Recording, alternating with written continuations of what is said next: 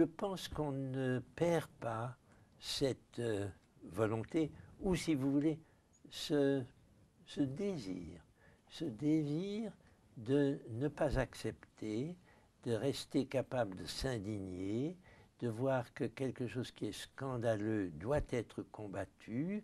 En ce moment, par exemple, la façon dont se comporte l'État d'Israël à l'égard des Palestiniens est pour moi aussi inacceptable que l'était, mettons, Pétain le 17 juin 1940. Et quand quelque chose est inacceptable, on essaye d'agir. J'ai été à Gaza parce que je pensais qu'il fallait résister à la facile acceptation.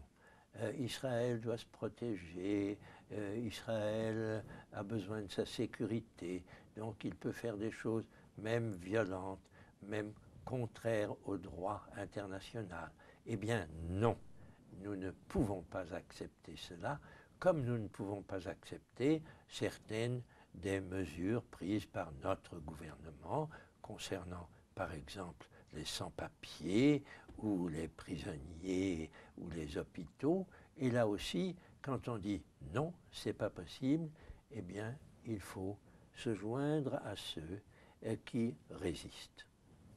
Vous aviez 20 ans en 1940, aujourd'hui un jeune de 20 ans, qu'est-ce que vous lui diriez pour savoir dire non, pour apprendre à dire non? C'est pas facile. Cette volonté de ne pas accepter l'inacceptable change évidemment de génération en génération. Nous avons eu d'une certaine façon la chance d'avoir en face de nous des ennemis évidents. On ne pouvait pas aimer Hitler. On n'a pas pu non plus longtemps aimer Staline. On avait là des positions contre lesquelles il était évident qu'il fallait prendre position. Ou bien on disait ça ne me regarde pas, je ne fais rien, je m'occupe de ma vie privée. Ou si on avait pris un peu le message du général de Gaulle, on disait non, il faut faire quelque chose. Aujourd'hui, contre quoi faut-il se montrer résistant? Qu'est-ce qui indigne la jeune génération? Celui qui a aujourd'hui l'âge que j'avais en 1940, je suis né en 17, j'avais 23 ans, bon, peu importe, 20, 25, 30, 23 ans. Et aujourd'hui, il me semble qu'une chose est terriblement impossible à accepter, c'est l'écart croissant entre les très riches et les très pauvres.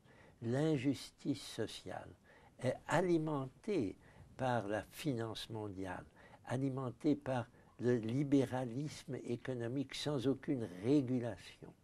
Et réagir contre cela en disant c'est pas possible qu'il y ait des millions d'enfants qui meurent de faim alors que d'autres encaissent des dividendes sensationnels, c'est certainement un des motifs, me semble-t-il, pour les jeunes d'aujourd'hui.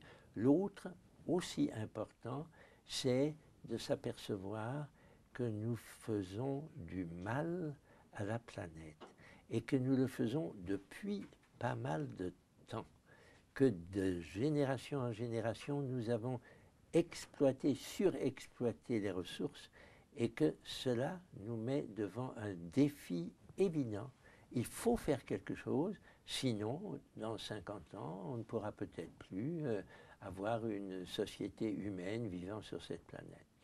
Le deuxième, je vous en donne un autre qui est plus répandu dans la géographie.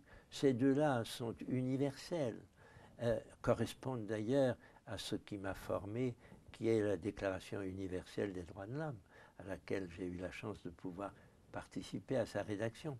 Mais l'autre chose qui doit nous indigner, c'est la violence. Et c'est la violence qui existe malheureusement encore dans de nombreux pays. J'ai déjà évoqué Israël, la Palestine, Gaza, mais il faut parler de l'Irak, de l'Afghanistan, il faut parler du Congo démocratique, soi-disant démocratique. Il y a beaucoup de violence encore, et contre cette violence, il faut susciter une organisation mondiale forte, qui ait suffisamment d'autorité pour intervenir efficacement. C'est aussi un des combats qui, à mon avis, incombe à la jeune génération et à laquelle elle est d'autant mieux préparée qu'elle connaît mieux ce qui se passe dans le monde que nous ne le connaissions à leur âge. Là, le progrès de la communication, de l'Internet, des mails divers que je ne manipule que très mal, mais la jeune génération les comprend et s'en sert avec un avantage, ça c'est une chose qui doit lui permettre d'être efficace dans le combat contre ce qui la scandalise ou ce qui simplement la choque, ce qu'elle veut changer. Il faut être indigné, en fait, c'est un peu ça. Je crois que l'indignation est peut-être dans la façon dont fonctionne notre psyché, notre psychisme. L'indignation est peut-être la meilleure manière de passer de l'homme égoïste et indifférent au citoyen. Le citoyen, à mon avis, est quelqu'un qui s'indigne lorsque la cité est mise en cause.